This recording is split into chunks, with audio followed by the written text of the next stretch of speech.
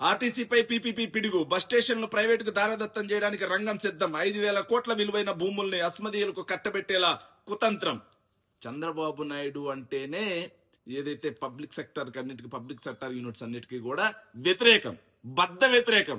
దానికి సాక్ష్యంగా 99 నుంచి 2004 మధ్యలో 54 ప్రభుత్వ రంగ సంస్థల్ని, అత్యంత విలువైన సంస్థల్ని తమకు సంబంధించిన వ్యక్తులకి పప్పు బెల్లాల్లా కట్టబెట్టేసి కమిషన్లు దోచుకున్నటువంటి నీచమైన చరిత్ర చంద్రబాబు నాయుడు గారికి ఉంది. దానికి కొనసాగింపుగా అప్పుడే ఆర్టీసీని ప్రైవేట్ పరం చేయాలి అని చూస్తే డాక్టర్ వైఎస్ రాజశేఖర రెడ్డి గారు ముఖ్యమంత్రి గారు కావడంతో ఆర్టీసీ అనేది బ్రతికి బట్టగట్టింది. తర్వాత 2014 నుంచి 19 మధ్యలో ఆర్టీసీని అప్పుల పాలు చేసి పడేశారు. జగన్మోహన్ రెడ్డి గారు అధికారంలోకి వచ్చిన తర్వాత ఆర్టీసీలో 54,000 మంది ఎంప్లాయీస్ ని ప్రభుత్వ రంగంలో విలీనం చేయడమే కాకుండా ఆర్టీసీని ప్రభుత్వ రంగంలో విలీనం చేసి 8,000 కోట్ల రూపాయలు బకాయిలు ఉన్నటువంటి ఆర్టీసీని 5,000 కోట్ల రూపాయలు చెల్లించేసి దాన్ని మళ్లీ గాడిలో పెట్టారు. 356 కోట్ల రూపాయలు పెన్షన్ గా రాష్ట్ర ప్రభుత్వం నుంచి ఉద్యోగులకి జీతాలు వెళ్లే విధంగా చేయడమే కాకుండా ఆర్టీసీని లాభాల బాట పట్టించారు. మళ్లీ 2024లో చంద్రబాబు నాయుడు గారు ముఖ్యమంత్రి కావడంతో ఆర్టీసీకి గ్రహణం పట్టింది. ఆ గ్రహణం ఏంట్రా అంటే ఆర్టీసీకి చెందినటువంటి ఏదైతే బస్ స్టేషన్లు ఏవైతే ఉన్నాయో ఈ బస్ స్టేషన్లు మొత్తం కూడా ప్రైవేటు వాళ్ళకి 99 ఏళ్ళకి లీజు. అంటే ఆర్టీసీకి ఆదాయం బస్ స్టేషన్ నుంచి వస్తుంది, దాన్ని కూడా ప్రైవేట్ వాళ్ళకి లీజు.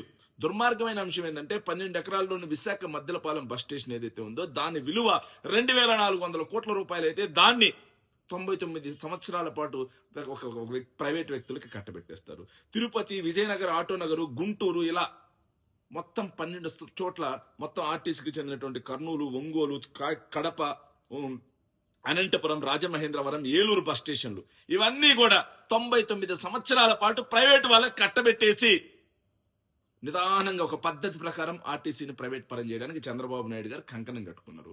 ఆల్రెడీ ఇప్పటికే బస్సులు ఏవైతే ఉన్నాయో కొత్త బస్సులు ఒక్కటి కూడా కొన్న పాపాన్ని పోలా, బస్సులు మొత్తం మూలన పడిపోతున్నాయి.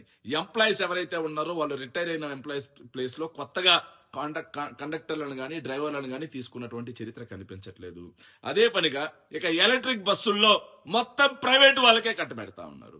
వెరసి ఒక పద్ధతి ప్రకారం 2029 వచ్చేసరికి 50% ఆర్టీసీ ఎంప్లాయీస్ తగ్గిపోతారు.